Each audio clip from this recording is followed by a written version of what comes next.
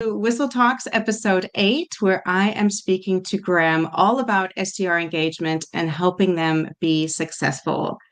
So happy to have you here today, Graeme. Thanks Before for we having me. dive right in, if you don't mind just telling us a little bit about yourself and how you got into this industry.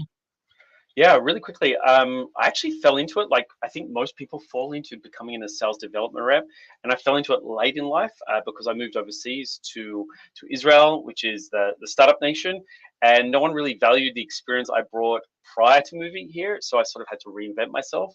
Prior to moving to Israel, I actually worked in advertising for 7 years with some of the biggest ad agencies in the world, and then I moved into recruitment.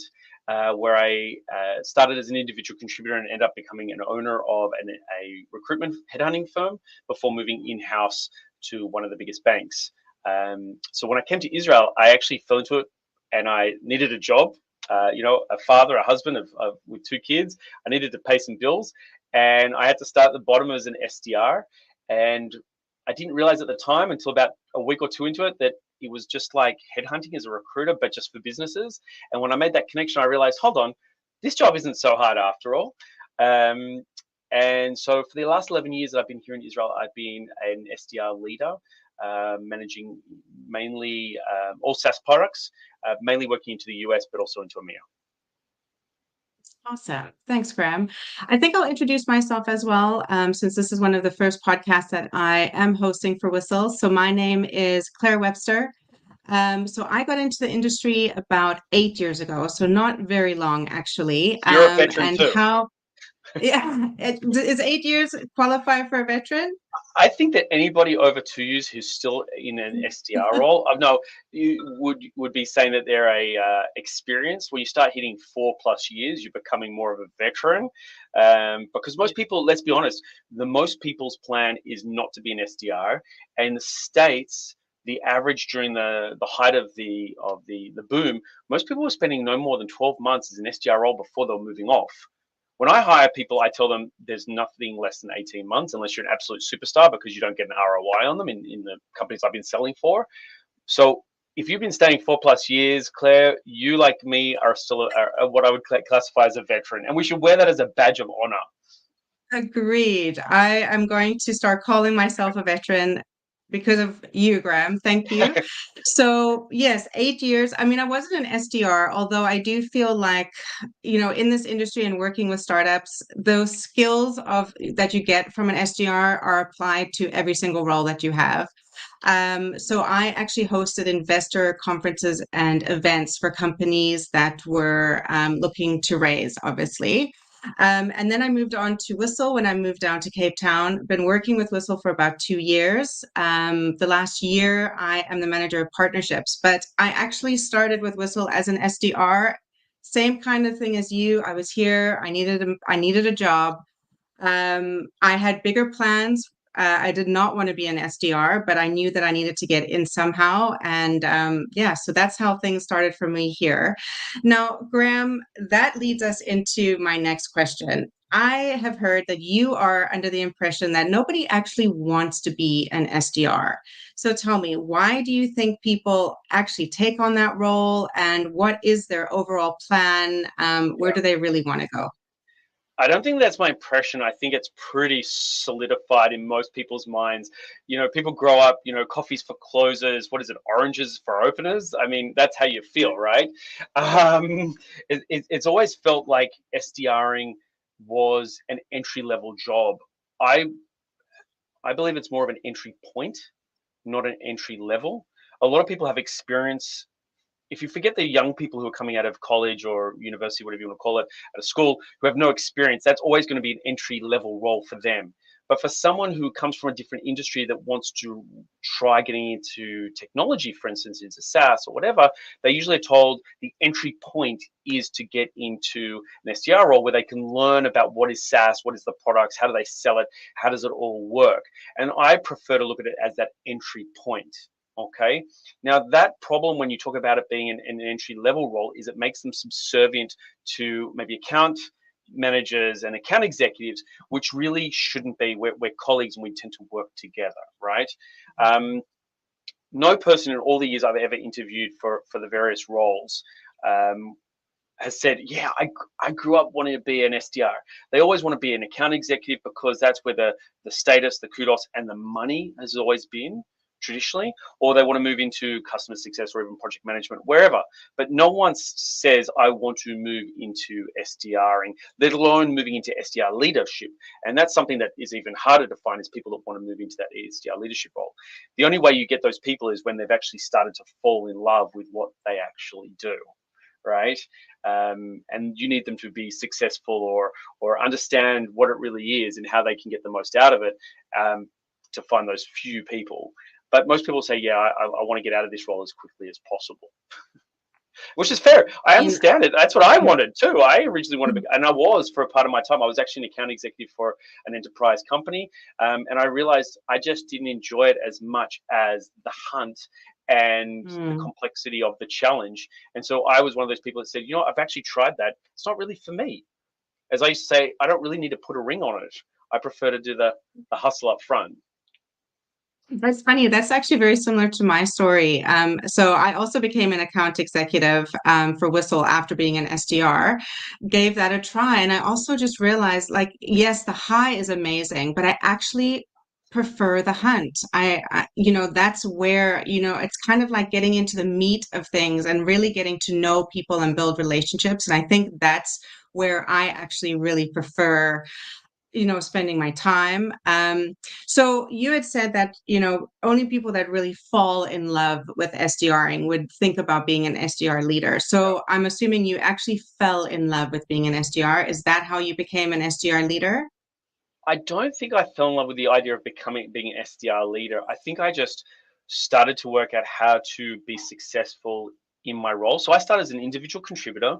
I had a buddy, and I listened and I learned the ropes, and I started to rev ops my own business and became successful. And then others started following my lead, and then I got promoted into leadership roles. And so I think it was sort of thrust upon me. Not that I haven't had those roles previously as a leader, but I just enjoyed what I was doing and the challenges, and it just sort of spoke to me, right?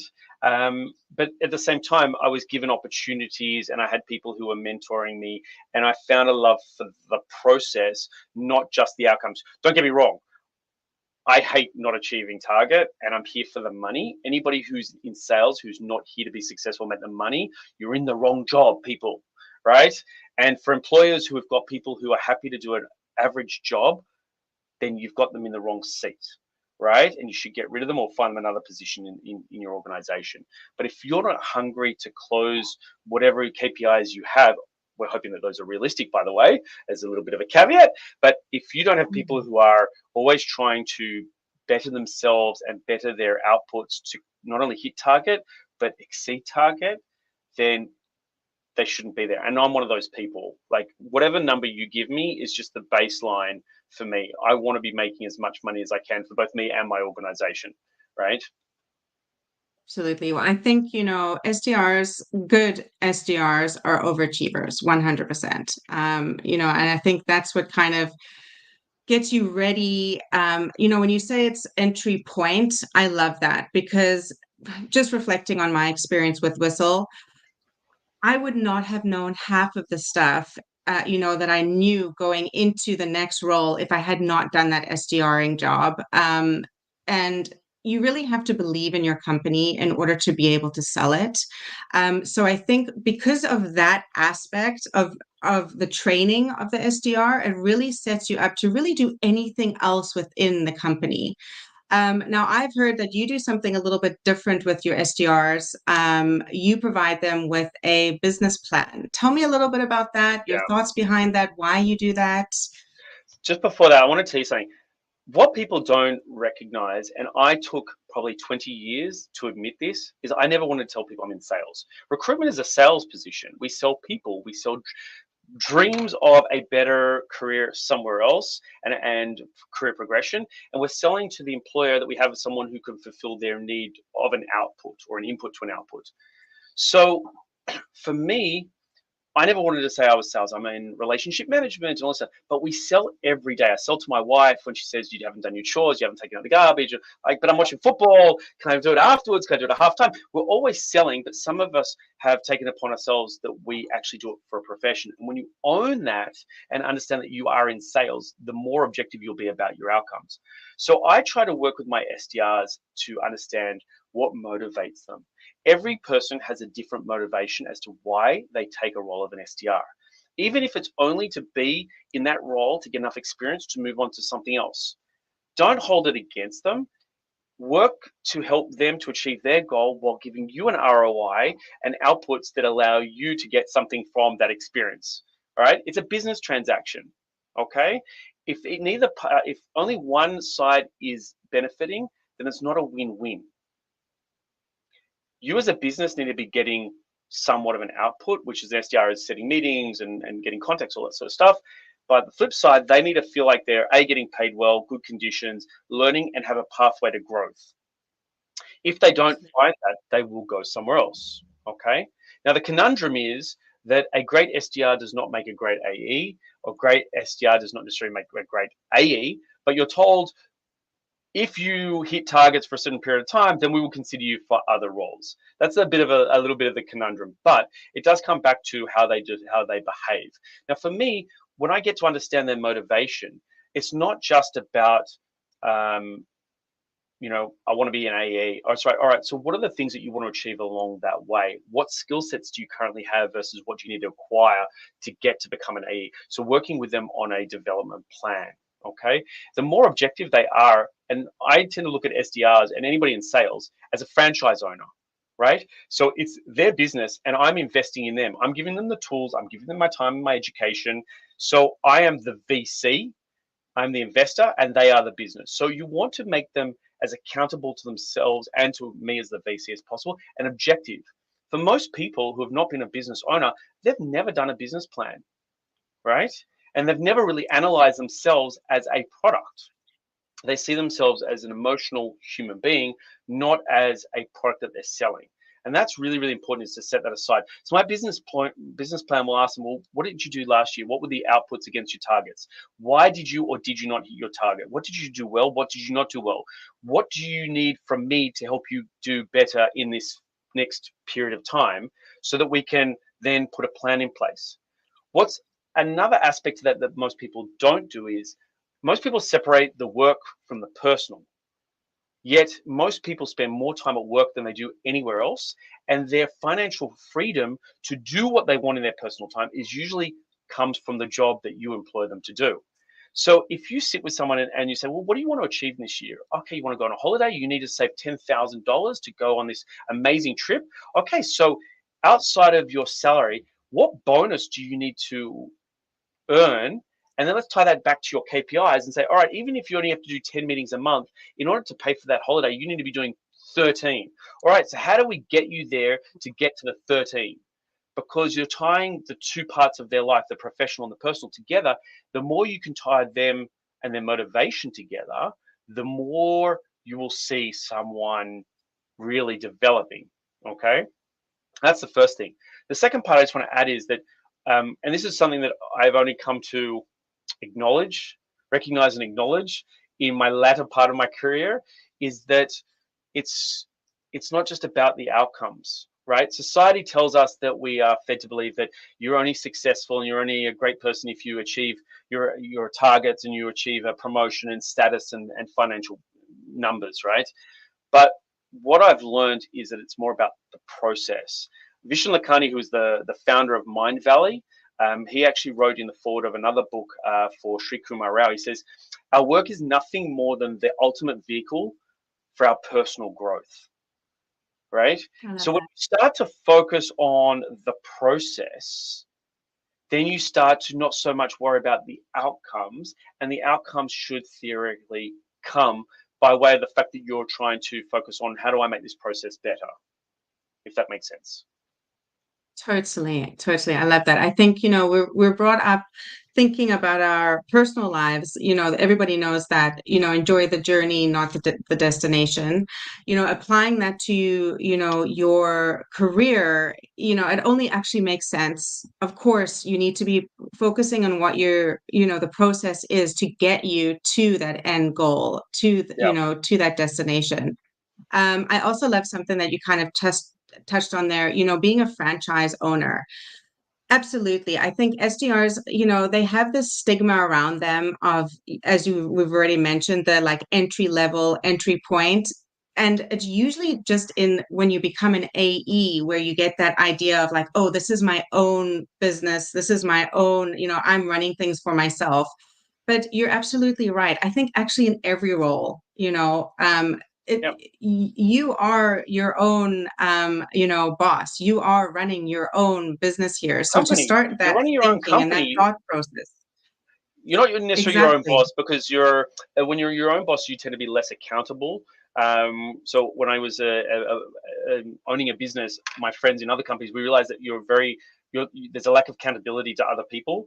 So when you have investors or your clients, you become accountable to them Right. on the outputs that you do. So if you think of yourself as a business, but you're accountable to your customers or your investors, then it makes you think more objectively and more honestly about those activities and the way you go about your business. Absolutely. I love that. Absolutely love I that. just want to add one thing. What I've learned over the years is that, again, coming back to that idea of SDRs are junior to AEs, there is that stigma that they are junior and it's an entry level role. What I've found in practice is that even though AEs tend to say, look, these are the companies we want to target, et cetera, what I've found is that SDRs in general have more responsibility and ownership of the process than anyone gives them credit for. So they're the ones saying, hey, Claire, you know how you wanted to target company X? Well, I'm just letting you know, we're talking to 4 different people at the moment, and I've got directions of this. This is what I was thinking. We should send them some materials, or in the meeting that we have next week with Peter, that we should really focus on this, this, and this based on all the conversations that have taken me to this point. What do you think? Right? Instead of the AE telling me what to do, we are almost like the hand that's moving the puppet. AEs will not like that analogy whatsoever, but it's because we are at the top end of the funnel, we have a lot more data that we're using. We're talking to a lot more people. They only see the outputs, right? So we are doing a lot Absolutely. more orchestration than anybody realizes, which puts us into a role in the driving seat, even though everyone thinks that the AE is the real driver of the automobile, right? Or they might be the driver, but maybe we're the navigator.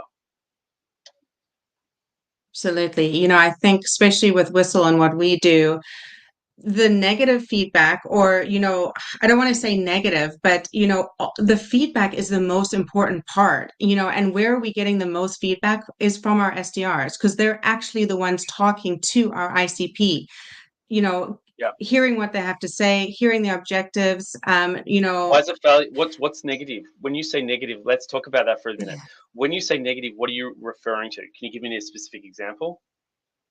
I think I was just more thinking of like objectives, because in the SDR world, I think objectives are the most negative part of your job, being Objections? rejected.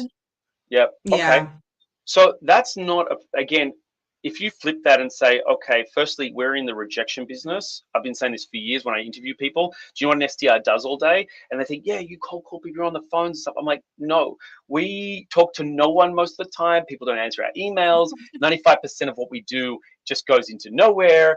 And maybe 5% of it actually gets a response. And then a large percentage of that probably tells people to get lost. Some of that's overt, some of it's over email, right? So we are in the rejection business. I always joke, it's like being the ugliest guy going to his high school prom and wanting to ask only the really pretty girls for a dance. And we're going to keep asking until one of them says yes, right? Now, the thing is that if you look at failure as a negative thing, then you've got a problem. But if you look at your SDRs as being the top of the funnel, the mouthpiece who are engaging your prospects, they are actually the most valuable people in your funnel, because for 2 reasons. One, they're providing feedback that other people are not getting. So, okay, you're getting objections. Great. Can I learn more about those objections? Are they legitimate, or are we just not doing a good job? If we're not doing a good job, let's rework that messaging and outreach to get a better response. If they are legitimate, then we need to take that back to our customer and share that so that we can work out how we can overcome it from a product or go to market perspective, right? The other part of that is just learning that we make mistakes, and that's okay, right? You only get better in life from making mistakes. The second part of that is coming back to it is that today, especially since the recession in the last 2 years, is that closing used to be a lot easier because everyone was always looking for business and there was a lot of money. Today, opening is the new closing. It's really hard to get people, firstly, on the phones. People have moved jobs, they're no longer around. The data might be a little bit older. And second of all, budgets are a lot more constricted than they were 2 years ago. So you need to put people into this role who are going to do it, and you need to treat them with the respect that they really deserve. These guys are the engine of your sales machine. Absolutely. Amen. So Graeme, since I mean we tell me what you do to help your SDRs be successful. If you let's Yeah, if you could give our audience, one last I like get out tip. of their way. I literally get out of their way, right? So I try not to micromanage my guys, and I'm always asking them, what are the problems that you have that are preventing you from being more successful? That's the question I always ask them. Again, think of yourself as a VC, as a venture capitalist. I'm investing in these people. Sometimes these are one-on-one conversations, but also in team meetings. Normally I do once every 6 months. All right, guys, let's talk about the processes. What's working, what's not working. We always start with the not working because it's usually a lot longer, and it's allowing them to just have their gripe and we put them on the board. This I can fix, these I can't, these I can work on, right? So I always talk about three key concepts. It's called eliminate, automate, and outsource. They're pretty self-explanatory. 60 to 70% of what an SDR does is wasted time, and it's not focusing on where they're really generating revenue. Okay. So if you look at the way SDRs work today, there's a human component and there's a technological component. And not always is that technological component needed to be done by an individual SDRs at scale. It could be somebody else. So I always talk about what are the things that we do in our job that add absolutely zero value, and we're doing them because someone told us to. Do we really need to have this many meetings? Really? Okay, do I really need to take notes when I can use technology, which I can automate it? Or can I get somebody in RevOps or work with one of my vendors to work out how to use APIs to make sure that two or three of my platforms talk together so I don't have to update all three after every call? I can do one that talks to the middle one, that talks to the third one. Not only does that save time and effort, but reduces errors, increases transparency. And the third part is how do you outsource a role or part of a role if it's not adding value? I'll tell you a quick story. One of my bosses, who was a general manager of a company that sold enterprise solutions, one day we're having a conversation. He asked me to do a task, and I said, I really don't have time for that, and I can probably get somebody better and cheaper to do it for us. He's like, okay, do tell. And then I said, well, I just know somebody. And so after that task was done and he was happy with it, I said, look, I actually have a confession to make. And he was a bit apprehensive. What, an employee saying he has a confession that doesn't sound good. I said, I've actually been outsourcing part of my role for the better part of a year. And he was like, could you explain that? And I said, well, it takes a lot of time to do a lot of sourcing and looking for the data and stuff. And I pay someone on Fiverr. And that allowed me more time to spend time on doing my emails and doing my cold calls. And he said, well, how much have you spent in the last year? I said, oh, I think maybe $200 or $300. He's like, bring me the invoices and the money will be in your next pay slip. Because he could see that I was already getting the value and I learned how to outsource from an early stage. Now, that doesn't have to be that dramatic.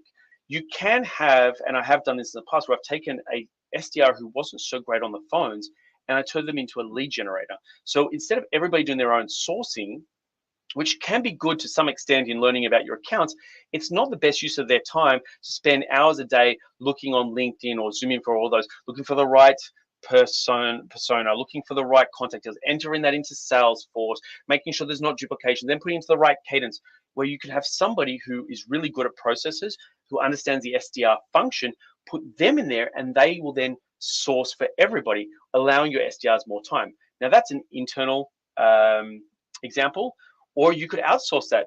Like, for instance, I use Whistle for outsourcing of data. In my current company where I'm doing some work, I don't have access to all these platforms. And if I was to pay for it, I wouldn't get the value that it would give me a good ROI. Whereas I can come to Whistle and say, all right, guys, you subscribe to every platform.